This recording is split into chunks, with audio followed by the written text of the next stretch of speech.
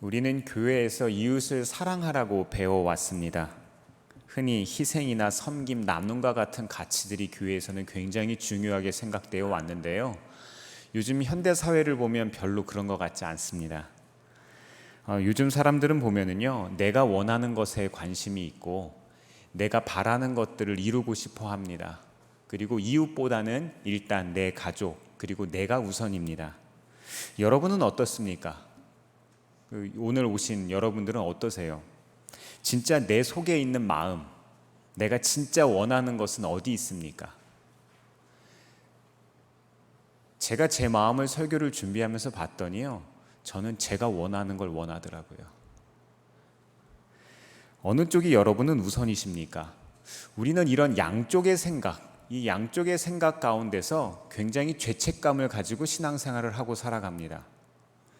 어느 쪽 하나도 시원하게 선택하지 못하고요, 머뭇거리면서 신앙생활을 합니다. 그렇다면 성경은 이 부분에 대해서 뭐라고 이야기를 할까요? 결론부터 말씀드리면 자기 사랑과 이웃 사랑은 같은 겁니다. 나를 건강하게 사랑하는 사람이 이웃도 사랑할 수 있다고 성경은 말합니다. 나와 너, 그리고 우리 모두가 하나님의 나라의 구성원으로서 사랑받으며 또 사랑하는 나라가 하나님의 나라이기 때문입니다. 모두가 연결된 존재라는 거예요. 사실 성경에서 말하는 사랑의 개념은요, 결이 같습니다. 나를 사랑하는 것은 사랑의 가장 첫 걸음이라고 할 수 있어요. 우리가 수학 문제를 풀 때요, 초등학교 문제를 풀어야 중학교 문제를 풀고 중학교 문제를 풀어야 고등학교 문제를 풀 수 있습니다. 단계가 있다는 거예요. 마치 이 사랑에도 단계가 있다는 겁니다. 모든 사랑의 주제들은요, 하나씩 따로 떨어뜨려서 생각할 수 없고 결국엔 그것들의 결이 같고 그것들을 통해서 우리가 사랑이라는 커다란 주제를 우리가 완성할 수 있다는 겁니다. 실상 이것은 하나로 보아야 한다는 거죠. 오늘은 우리에게 익숙하지 않은 주제인 나를 사랑하기에 대해서 말씀을 좀 나누도록 하겠습니다. 좀 특별하죠? 나를 사랑하기. 다른 사람과의 관계는요, 멈추거나 깨질 수 있습니다. 가족이라 하더라도 누군가는 더 오래 살고요, 누군가는 적게 삽니다. 또 일을 그만두면 직장 동료들과도 관계가 중단됩니다. 그리고 친구들도 다양한 이유로 인해서 관계가 달라질 수 있습니다. 하지만 자기 자신과의 관계는 끊을 수가 없죠. 내 스스로의 관계를 끊으려면 죽음밖에 없습니다. 그것은 죽기까지 끊어지지 않고 지속되는 관계이기 때문입니다. 나를 사랑하는 연습을 하기 위해서는 무엇을 알아야 될까요? 우리가 첫 번째로 생각해 볼 질문은 나는 누구인가? 나는 누구인가입니다. 이 질문에 대한 대답은 흔히 다른 사람들로부터 우리는 듣습니다. 저에 대해서 어떤 사람인지 알려면 다른 사람들이 내린 평가를 통해서 저를 아는 거예요. 사람들은 우리를 겉으로 드러나는 외모나 조건으로 정의합니다. 저에 대해서 이야기를 하면 사람들이 어떻게 보통 이야기를 할까요?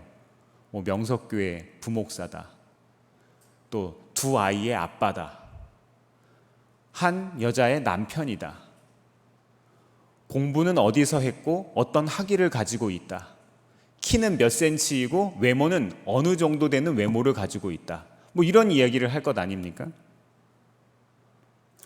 나에 대한 평가는 대개 그런 평가를 바탕으로서 정해집니다. 그런데 나는 누구인가? 이 질문, 우리가 오늘 나누고 있는 이 질문은요, 우리만 한 게 아니에요. 예수님께서도 그런 질문을 하셨습니다.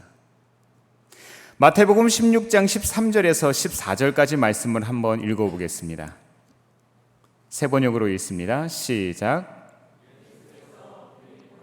가이사랴 지방에 이르러서 제자들에게 물으셨다. 사람들이 인자를 누구라고 하느냐? 제자들이 대답했다. 세례자 요한이라고 하는 사람들도 있고 엘리야라고 하는 사람들도 있고 예레미야나 예언자를 가운데 한 분이라고 하는 사람들도 있습니다. 아멘. 아멘. 사복음서에 보면은요, 예수님에 대해서 사람들이 여러 가지로 평가를 합니다.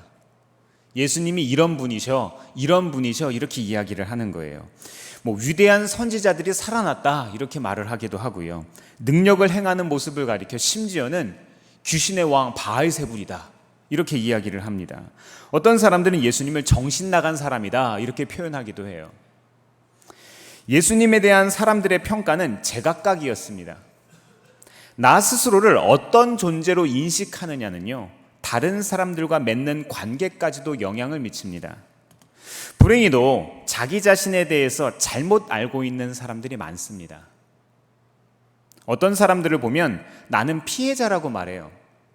나는 10년 전에 어떤 상처를 입었다고 말하고 20년 전에 어떤 상처를 입었다고 말하고 유년 시절에 어떤 상처 때문에 지금의 내가 되었다고 이야기를 하고 앞으로도 그럴 거라고 이야기합니다.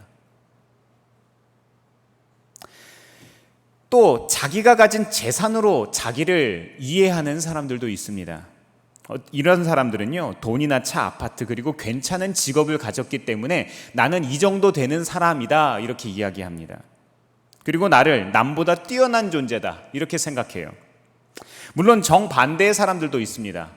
좋은 집을 가지지 못했거나 그리고 재산을 많이 쌓지를 못하거나 변변한 아파트 한 채가 없으면 스스로를 별 볼 일 없다고 생각합니다.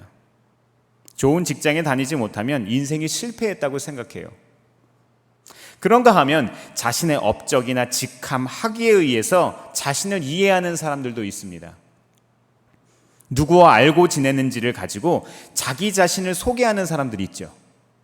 야, 내가 누구를 아는데 내 친구는 누군데 이런 이야기를 빈번하게 이야기하시는 분들이 있습니다. 이런 분들이 바로 이런 사람들이에요.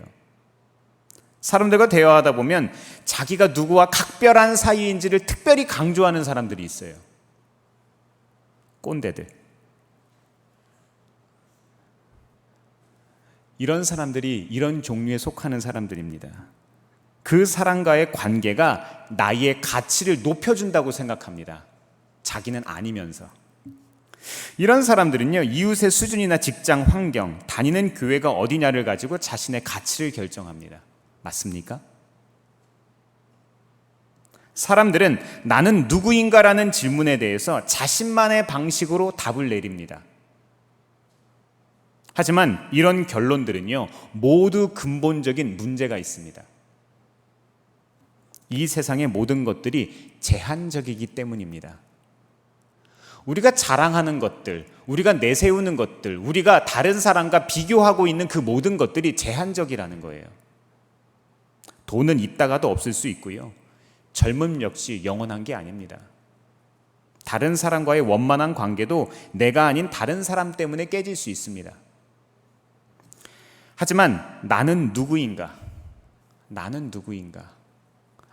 아무도 없을 때 다른 그 어떤 사람이 정해주는 내가 아니라 나 스스로의 나는 누구인가? 이 나 자신과의 관계는요, 이런 식으로 중단되는 게 아닙니다. 그렇다면 그리스도인다운 하나님의 자녀다운 대답은 무엇일까요? 예수 그리스도를 구주와 주인으로 믿는 사람이라면 나는 누구인가라는 질문에 무언가 다른 해답을 주어야 됩니다. 그리스도인으로서 가장 훌륭한 대답은 하나님을 닮은 하나님의 자녀입니다. 창세기 1장 27절은 이렇게 말합니다. 말씀을 읽어드립니다. 하나님이 당신의 형상대로 사람을 창조하셨으니 곧 하나님의 형상대로 사람을 창조하셨다. 하나님이 그들을 남자와 여자로 창조하셨다. 아멘. 남자와 여자를 하나님은 동등하게 창조하셨습니다. 오늘 우리가 처음에 읽었던 개역개정 성경에서도 갈라디아에서는요, 딸이라고는 이야기가 안 나오고 아들이란 말로 이게 성별에 대해서 특정한 성별을 이야기를 하고 있어요. 그런데 우리가 읽고 있는 세번역 성경에서 이 세번역 성경에서는 자녀로 번역을 합니다. 아들로 번역을 하는 것이 아니라 자녀로 번역한 거예요. 사실 히브리어 원문을 보면은요, 또 그리스어 원문을 보면 자녀로 번역이 된 거예요. 그렇다면 이것을 개역개정 성경으로 개역 성경으로 번역하는 과정에서 누가 번역한 거예요? 남자가 번역한 거죠. 그러니까 아들이라고 이야기한 거죠. 우리는 이런 제한적인 세상에서 살고 있는 거예요. 성서를 번역하는 과정에서도 오역이 있는 거예요. 그런 것처럼 우리는 이 제한적인 세상에서 살고 있기 때문에 나는 누구인가? 나는 누구인가라는 것을 하나님과 나와의 1대1의 관계에서 우리는 생각해 봐야 합니다. 사랑하는 성도 여러분, 우리는 하나님의 형상대로 창조되었습니다. 이 사실은 우리 자신에게 새롭고도 영원한 지식을 주는데요. 이런 정체성에 대한 이해는 어떤 것과도 바꿀 수 없는 진리입니다. 세상의 것들이 변화하고 세상의 것들이 생겼다가 사라져도 이것은 변하지 않습니다. 친구 관계가 무너져도 이 사실은 바뀌지 않습니다. 아파트가 없어도, 직장에 다니지 못해도, 돈이 없어도 이 사실은 변하지 않습니다. 세상 사람들 모두가 중요하다고 말하는 것들을 다 잃는다고 해도 이것은 바뀌지 않습니다. 아파도 바뀌지 않습니다. 내가 우울증 때문에 어떤 사람과도 말하지 못해도 괜찮습니다. 이것은 변하지 않습니다. 여전히 나는 하나님의 자녀입니다. 나는 아직 어리다거나, 나는 너무 나이가 많다거나, 혹은 나는 많이 배웠다거나, 나는 너무 적게 배웠다거나, 나는 돈이 많다거나 돈이 적다거나 상관없습니다. 그 어떤 것과 상관없이 우리는 하나님의 자녀입니다. 그 어떠함과 상관없이 하나님은 우리의 아버지가 되십니다. 우리가 알아야 할 것은 내가 하나님을 닮았다는 것, 이 한 가지입니다. 물론 우리는 부족한 존재입니다. 우리는 하나님처럼 위대한 존재는 아니죠. 하지만 그분의 형상이 내 안에 있기 때문에 우리는 분명 하나님을 닮은 존귀한 존재입니다. 자녀가 부모를 닮는 것이 자연스러운 일이듯이 그리스도인이 하나님을 닮는 것은 당연한 겁니다. 우리 안에 있는 하나님의 성품과 하나님의 형상을 발견하시기를 바랍니다. 우리는 다른 사람이 결론 내리는 우리가 아니라 하나님께서 바라보시는 우리의 모습을 회복해야 합니다. 이 진리는 이 세상에 어떤 것보다 가치 있는 것입니다. 하나님의 형상대로 지음받았다는 사실을 이해하면 우리의 삶이 달라지기 시작합니다. 우리의 삶에 큰 변화를 경험하게 됩니다. 진리에 대한 이해는요, 먼저 사고방식과 이 가치관의 변화를 가져옵니다. 그리고 이런 변화는 다른 사람들과의 관계까지도 변화하게 합니다. 이 단계에 이르면 우리의 삶에 일어나는 사소한 불편함들은요, 큰 기쁨에 비할 바가 못 됩니다. 큰 기쁨이 작은 불편함을 이기기 때문입니다. 갈라디아서 3장 26절 한번 읽어볼까요? 시작. 여러분은 모두 그 믿음으로 말미암아 그리스도 예수 안에서 하나님의 자녀들입니다. 아멘. 계속해서 28절은 이렇게 말합니다.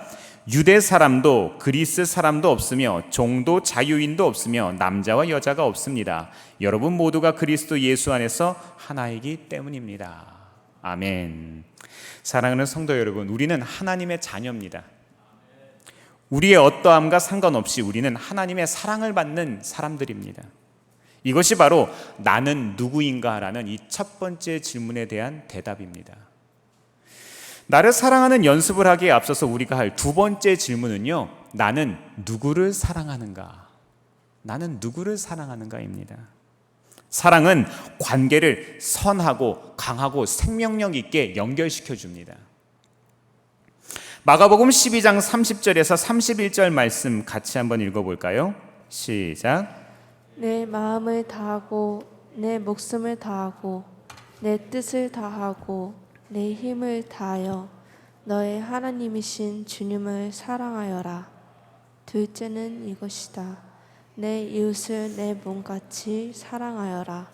이 계명보다 더 큰 계명은 없다. 아멘.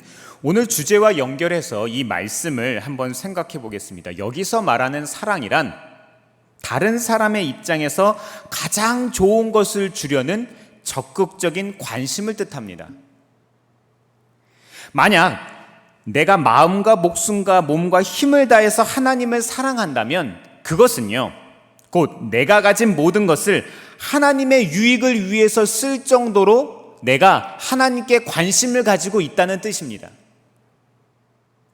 또한 내가 이웃을 사랑한다 함은 내가 이웃을 위해서 가장 좋은 것을 행한다는 거예요.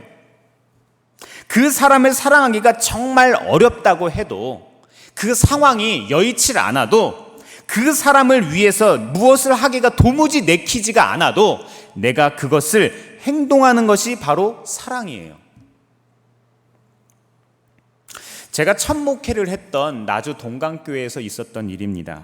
목회를 한 지 한 1년쯤 되던 어느 날이었습니다. 교회 재정을 보시던 남자 집사님이 계셨는데 이 집사님께서 전화가 온 거예요. 근데 목소리가 너무 안 좋습니다. 집으로 빨리 좀 와달라고 하시는 거예요. 야, 뭐가 큰일이 났나 보다 이렇게 생각했어요.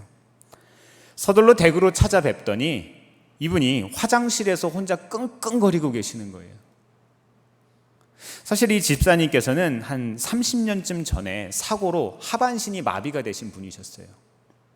불편한 몸으로 휠체어와 침대 생활을 오랫동안 하다 보니까 이분이 이 장기들이 온전치가 않으신 거예요. 물론 사고도 그렇고요. 그래서 이분이 일반적으로 관장력을 써서 대변을 보시는데 이 변이 나오지를 않고 뭉쳐 있는 거예요. 이 집사님께서 며칠 동안 끙끙거리다가 저한테 전화를 하신 모양이었습니다. 집사님이 제게 관장을 부탁하셨습니다. 이 상상도 못했던 일이 눈앞에 벌어지니까 너무 당황스러웠어요. 저는 그동안 그때까지는 병원에 입원도 한번 해본 적 없고 뼈도 한번 부러져 본 적도 없고 험한 일이라고는 제 인생에 별로 없었는데, 야, 관장이라니요. 사실 안 할 수만 있으면 안 하고 싶었습니다. 그런데 제가 아니면 집사님이 죽게 생겼으니까 얼굴이 하얗게 질려 계시는 이 집사님께서 이 샤워실에서 본인이 사고가 나서 굽은 이 손가락으로 어떻게 해보려고 하시다가 안 돼서 저한테 전화를 한 겁니다. 할 수 없이 위생장갑을 끼고 항문으로 손가락을 넣어서 관장을 해드렸습니다. 다행스럽게도 무사히 관장을 마치고 집으로 돌아왔습니다. 근데 문제가 하나 있습니다. 저는 비닐장갑 한 장이면 될 줄 알았는데 한 장이 안 되더군요. 손가락이 냄새가 뱄는데 이건 어떻게 참을 수가 없는 겁니다. 닦아도 냄새가 남아있는데 이거는 어떻게 할 수가 없어요. 밥도 먹을 수가 없고. 근데 이런 상황이 여러 가지 상황과 맞물려서 너무 싫은 겁니다. 사실 그때 제 마음은요, 귀향생활 같았거든요. 저 서울에서 태어난 도시남자거든요. 시골 생활이라고는 안 해봤는데, 군대에 있을 때 시골 처음 가봤는데, 시골에서 첫 목회를 하는데 문화적인 충격부터 시작해서 여러 가지로 마음이 너무 어려워서 일주일에 광주 터미널에 있는 스퀘어원인가요?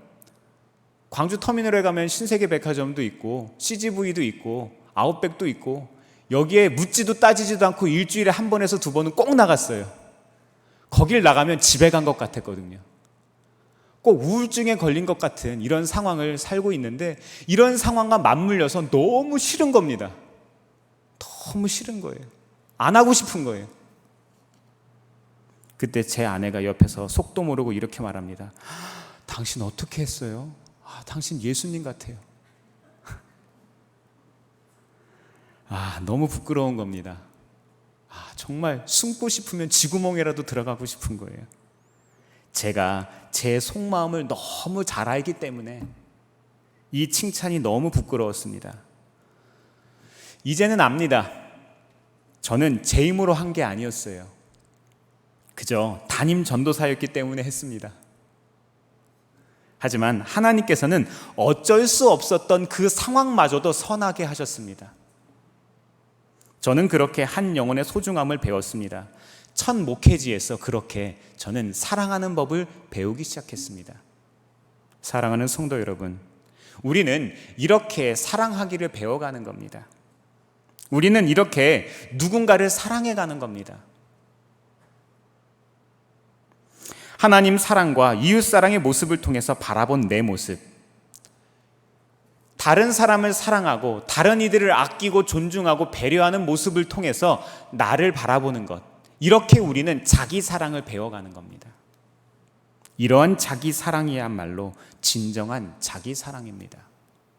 거울에 비친 내 모습이 멋지다거나 다른 사람이 말하는 저 사람이 어떤 사람이야, 무언가를 가지고 있어, 어떤 학위를 가지고 있어, 저 사람이 어떤 사람이야 라고 이야기하는 그것이 아니라 하나님의 형상으로서 하나님을 사랑하고 이웃을 사랑하는 모습으로서 나를 바라보는 자기 사랑, 이것이 진짜 나입니다. 하나님이 옳다고 하신 것을 행하는 우리의 모습이 멋진 것입니다. 다시 말해 진정한 자기 사랑은 나를 위해서 옳은 일을 행하는 겁니다. 다시 한번 말씀드립니다. 진정한 자기 사랑은 나를 위해서, 누구를 위해서요? 나를 위해서 옳은 일을 행하는 것입니다. 우리가 진정으로 나 스스로를 사랑한다면 이기적인 인간이 되어서는 안 됩니다. 만약 우리가 진정으로 나를 사랑한다면 탐욕스럽거나 자만해서는 안 됩니다. 그런 것들은 결코 올바른 사랑이 아니기 때문입니다. 오히려 진정한 사랑은 죄를 미워하고 최선을 다해서 옳은 것을 지키는 것입니다. 결국엔 그것 때문에 나도 살고 너도 살고 우리 모두가 살기 때문입니다. 진정으로 자기를 사랑한다는 사람들을 요즘 살펴보면요, 그렇지 않은 것 같아요. 진짜 사랑한다는 것, 그것을 뭔지 모르는 것 같아요. 사람들이 사랑하고 좋아한다는 것을 가만히 살펴보면요, 그것에는 중독이 숨어 있습니다. 거기에는 욕심이 숨어 있습니다.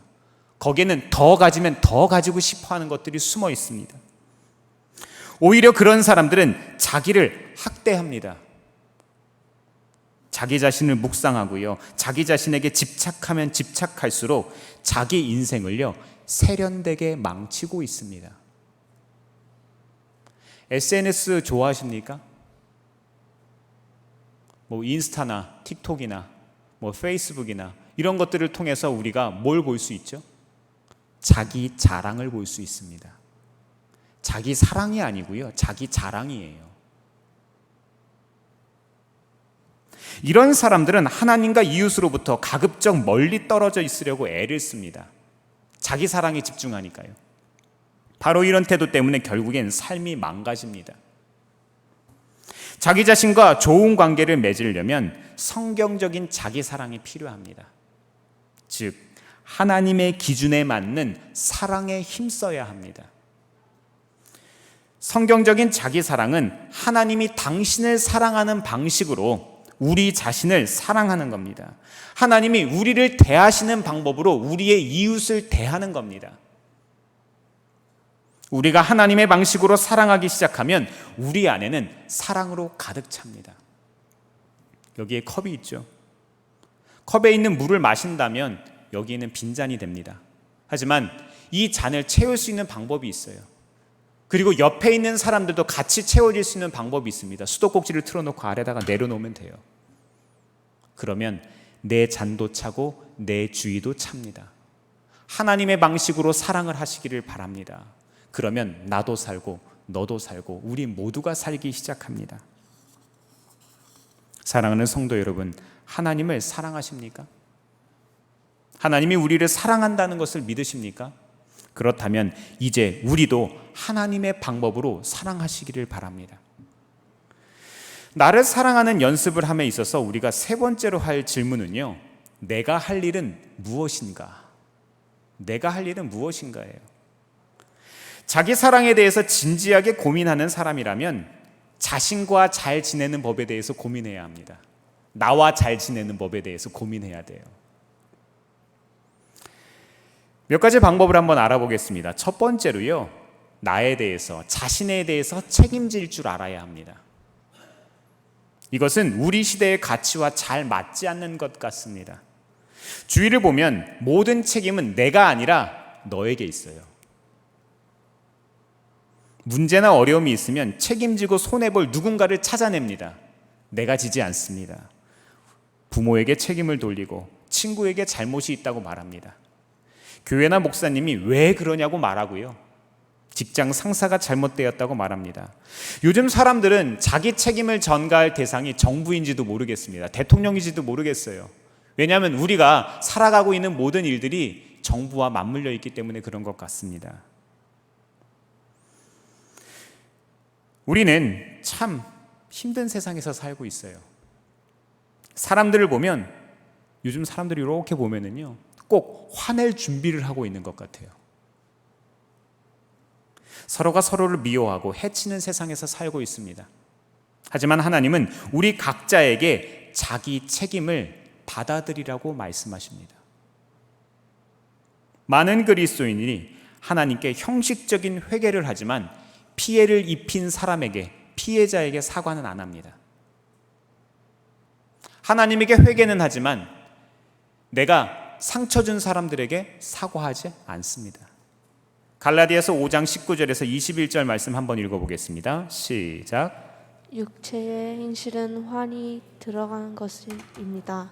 곧 음행과 더러움과 방탕과 우상숭배와 마술과 원수매증과 다툼과 시기와 분냄과 분쟁과 분열과 파당과 질투와 술취함과 흥청망청 먹고 마시는 노름과 그와 같은 것들입니다. 아멘. 우리는 하나님 없는 자기 사랑을 하면은요, 이렇게 살 수밖에 없습니다. 예수님께서는 마태복음 5장 28절에서 여자를 보고 음욕을 품는 사람은 이미 마음으로 죄를 지었다고 말씀하셨습니다. 공감하시겠지만 우리는 그리스도인이 된 순간 더 큰 책임을 지고 살아가요. 깨닫는 거죠. 우리가 성숙해지는 거죠. 하나님의 영이 우리 안에 들어오셔서 지혜와 계시의 영 되신 하나님께서 우리에게 생각나게 하시는 거죠. 우리가 어떻게 살아야 하는지, 무엇을 위해서 살아야 하는지를 생각나게 하시는 겁니다. 죄에 대해서 민감해지고 책임이라는 주제에 대해서 생각하게 됩니다. 우리가 원수되었을 때에도 예수님께서 우리에게 사랑의 책임을 다하셨음을 믿으십니까? 그렇다면 우리도 그 책임을 다해야 합니다. 우리도 마땅히 이웃에게 그렇게 해야 합니다. 사랑하는 성도 여러분, 사랑의 책임을 다하시기를 바랍니다. 그런데 말입니다, 사랑의 책임이라는 것은 생각하면 생각할수록 참 어렵습니다. 하기가 어려워요. 우리 힘으로는 사실 불가능한 일입니다. 사람들이 본능적으로 자기 책임을 피하려고 하는 것도 이 사실 때문일 겁니다. 하나님이 우리에게 요구하시는 것 중에 가장 첫 번째가 책임지는 자세라면, 두 번째는 하나님의 은혜를 받아들이는 겁니다. 조금 더 자세히 말씀드리면 성령의 인도하심을 따라서 살아가는 겁니다. 에베소서 2장 4절은 이렇게 말씀하십니다.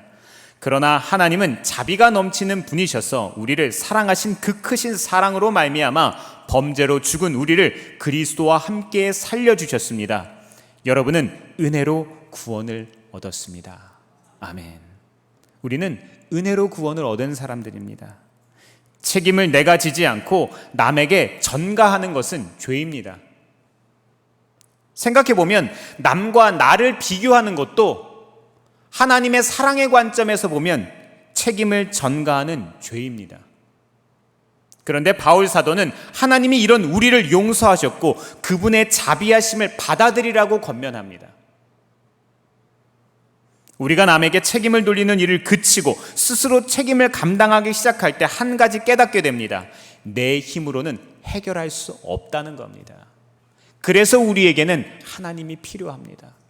그래서 우리에게는 성령님의 인도하심이 필요합니다. 그래서 그리스도인들은 성령으로 충만한 삶을 추구해야 합니다. 우리가 주님을 원하면, 우리가 하나님을 원하면 하나님께서는 마땅히, 하나님께서는 당연히 우리를 도와주십니다. 하나님은 우리가 어떤 죄를 지었건 용서해 주시는 분입니다. 동이 서에서 먼 것처럼 우리의 죄를 용서해 주시는 분입니다. 우리는 내가 져야 할 사랑의 책임을 다해야 합니다. 그리고 나를 향한 하나님의 자비하심도 기억해야 합니다. 이렇게 할 때 우리는 내 존재의 특별함, 내 존재의 고유성, 이것을 우리는 다시 한번 생각할 수 있습니다. 그리고 나를 향한 하나님의 자비하심도 우리는 기억해야 합니다. 하나님의 자비하심. 하나님의 자비하심이 있기 때문에 이 모든 것들이 가능한 것 아닙니까? 이렇게 할 때 우리는 모두 특별한 존재라는 것을 깨달을 수 있습니다. 쌍둥이도 똑같지 않고요. 손도 왼손과 오른손 크기가 다릅니다. 모든 사람들은 하나님 나라에 꼭 필요한 존재들이라는 것을 기억하십니까? 하나님께서 보시기에 아름답지 않은 사람은 없습니다. 한 사람 한 사람의 고유함이 모여서 아름다운 우리가 됩니다. 제가 지난주에 어떤 짤 하나를 보는데요, 인터넷에 올라온 움직이는 그런 영상이요. 거기에 이런 게 있어요. 무한도전의 정용돈 씨가 개그 콘서트에서 하던 정용돈 씨가 무한도전으로 옮긴 이유에 대해서 나오더라고요. 정용돈 씨가 나왔는데 그 옆에 오지연 씨가 나오고 그 옆에 옥동자가 나온 거예요. 그러니까 얼굴의 모양으로 피지컬로 이길 수 없다는 걸 알고, 아, 개그 콘서트에서 내가 무한도전으로 가야겠구나, 이렇게 생각을 하셨대요. 뭐 그런 웃기는 짤 하나를 봤는데요, 하나님은요, 어떤 사람이라도요, 어떤 외모를 가진 사람이라도 똑같이 생각하십니다. 우리는요, 그 사람이 못생겼다거나 잘생겼다거나 우리는 나름대로 사회적인 가치관을 가지고 판단하지만, 그것 아십니까? 18세기에 16세기의 미인의 상은 지금과 다른걸요. 여기 계시는 분들 중에는 16세기로 돌아가고 싶은 분들이 꽤 계실 것 같아요. 네, 농담이고요. 사랑하는 성도 여러분, 다양성이라는 것은 하나님의 나라를 더욱 아름답게 해주는 겁니다. 우리는 바벨탑을 저주라고 이야기하지만 바벨탑은요, 언어의 다양성 면에서 하나님은 저주 가운데도 기회를 주신 거예요. 하나님을 추구하고 하나님을 따를 수 있는 기회를 주신 겁니다. 인종, 성별, 나이, 장애의 유무와 같은 차이는 이 가치를 따질 수 있는 것들이 아니에요. 나를 사랑하는 것이 너를 사랑하는 것이고, 너를 사랑하는 것이 나를 사랑하는 겁니다. 결국에 우리 모든 존재는 상호 의존적으로 연결되어 있는 존재라는 겁니다. 우리는 쓸데없는 경쟁을 그만두어야 합니다. 하나님께서 주신 우리 고유의 함, 이 고유함, 이 특별함을 인정할 때 우리 안에 있는 하나님의 형상을 발견할 수 있습니다. 오늘 말씀을 통해서 책임과 하나님의 은혜, 개인의 고유함, 이 세 가지를 우리는 기억해야 합니다. 이제 우리는 나를 사랑하는 연습을 할 수 있습니다. 믿음이 성장할 준비가 되신 겁니다. 이제 우리는 나 자신과 맺은 관계를 통해서 다른 사람들과도 건강한 관계를 맺을 수 있습니다. 더불어 살아가는 세상 속에서만이 건강하게 성장할 수 있기 때문입니다. 사랑하는 성도 여러분, 참다운 내가 되는 것, 하나님이 가장 기뻐하시는 겁니다. 나다운 나, 하나님이 만드신 오리지널 디자인을 회복하는 우리가 되기를 바랍니다. 나를 사랑하는 연습에 도전하시는 이번 한 주가 되시기를 주의 이름으로 축원합니다. 기도하겠습니다.